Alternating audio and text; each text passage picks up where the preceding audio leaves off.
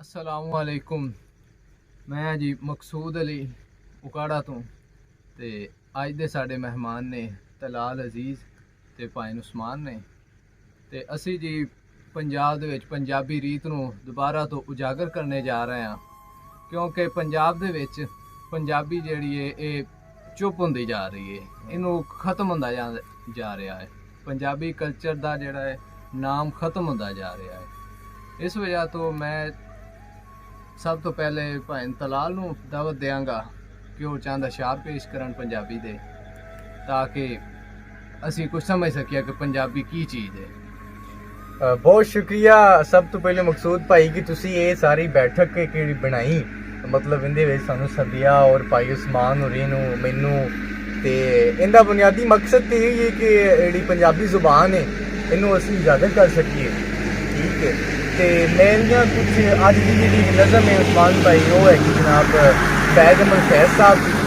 ते फैज़ अहमद फैज़ की इस नज़म नूं उन्होंने कुछ इस तरह लिखिया है कि कहंदे ने कि रब्बा सच्चिया तू ते आखिया सी जाओ बंदिया जग दा शाह है तू, साडियां नेमतां तेरियां दौलतां ने साडा नैब ते हाली जाए तू, ऐस लारे ते तोर कद पुछिया ही कि एस निमाणे ते बीतियां ने, किते तौंस पुलिस सरकार दी ए किते तांदली माल पटवार दी ए, इंज हड्डां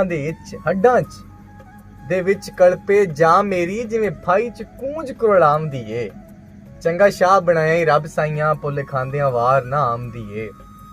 ते एक नज़म सी जिंदे विच अपने फैज़ अहमद फैज़ साहब ने जिहड़े कि इंकलाबी शायर सन, उन्होंने अपने उत्ते होए मजालिम नूं जुल्म नूं इस खूबसूरती च बयान किया।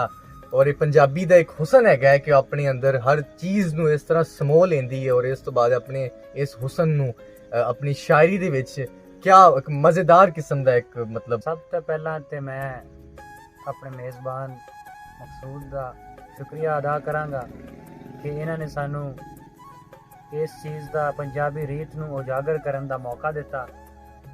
ते इस प्रोग्राम का नाम है जी अज दी बैठक। ते इस अज दी बैठक के नाल मैं एक पंजाबी शेर बुले शाह दा पेश करांगा, जिंदे विच एक बहुत वड्डी गल कही गई।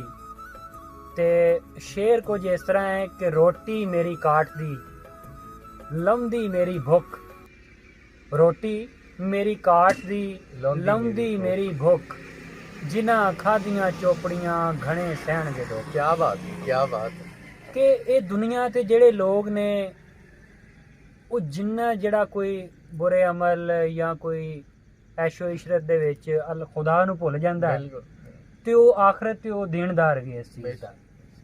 ये सिर्फ पंजाबी दे शेर जेड़े तलाल भाई ने जेड़ी नज़म पंजाबी दी फैज़ अहमद फैज़ दी सुनाई, ते मैं बुले शाह दा एक छोटा जिहा जेड़ा तुहानूं दो मिसरियां दा शेर सुनाया। ये शेर ते नज़म सुनाउण दा मकसद ये है कि असी इस पंजाब दी रीत नूं ते पंजाब दा जेड़ा कल्चर आ सकाफत आ उन्नू असी बढ़ावा दे सकीए ते पूरी दुनिया च तुहानूं दस सकीए कि पंजाबी अजे भी जिंदा है। इस दे नाल खुदा हाफिज़ ते तुहानूं मिलदे हां, रब रखा ते मिलदे हां तुहानूं अगले प्रोग्राम दे।